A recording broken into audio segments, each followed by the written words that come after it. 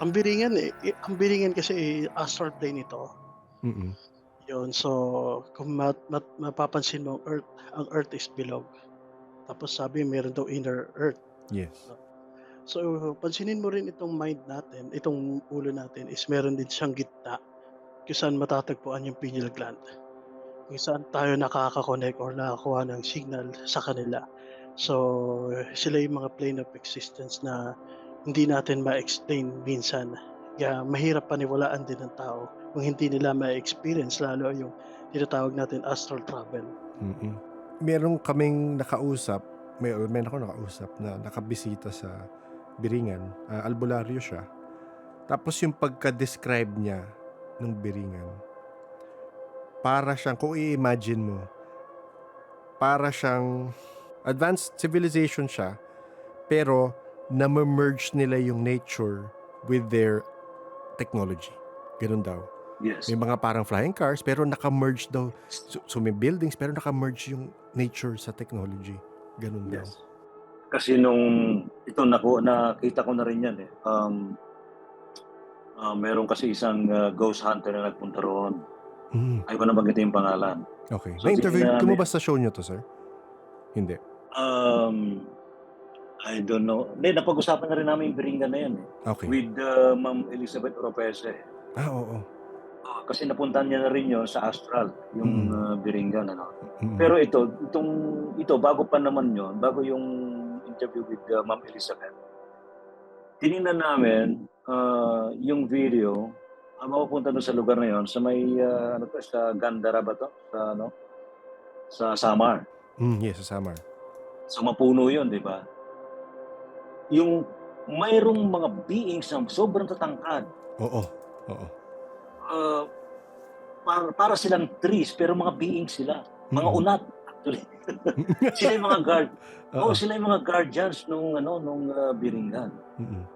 And nung sinilip ko, ako personally, ginamitan ko ng isang skill kasi nakakapag-remote viewing din naman tayo kahit paano. Salamat kay Professor Jimmy Ligaw.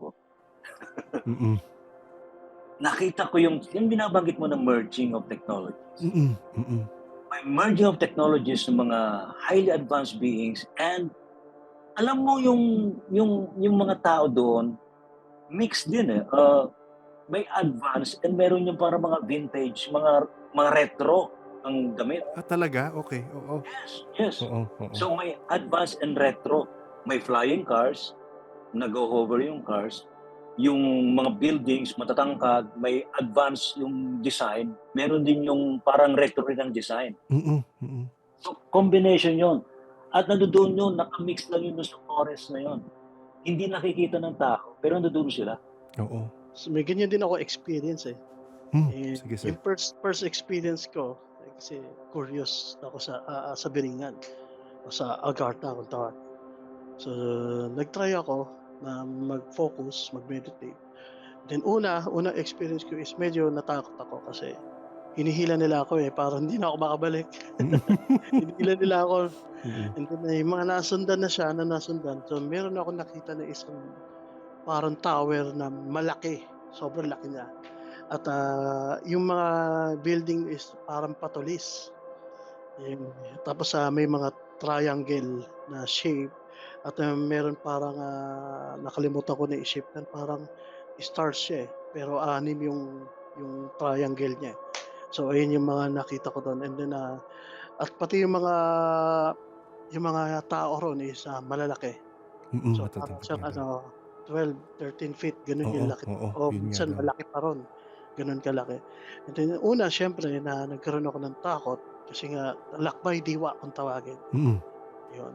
So nagkaroon ako ng takot kasi noong una, kasi nga bago sa pananaw ko yung gano'n, at sabi ko nag-e-exist pala talaga sila.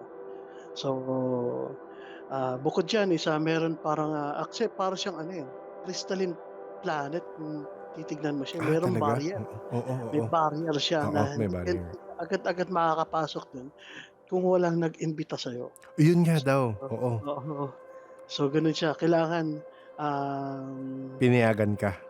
yes, pinayagan, inallowed niya akong makapasok kasi una, Hindi, kasi hinahatak ako, nagkaroon ako ng fear, nagkaroon ako ng doubt. Pero nung inaccept ko, tinanggal ko yung fear ko and doubt ko, nakapasok po ako do'n and then nagdire-diretso yung travel ko do'n at, nakita ko yung mga place nila talagang masasabi mo parang ayun yung Garden of Eden kung tawagin, eh.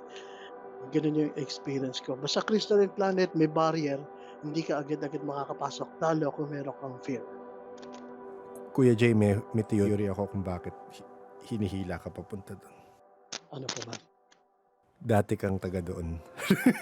Actually, may nagsabi na po sa Okay. akin. Kasi, Oo, oo. may nagsabi na sa akin. Baka. Theory lang naman. Kaya meron nagbigay sa akin ng Sintamani Stone.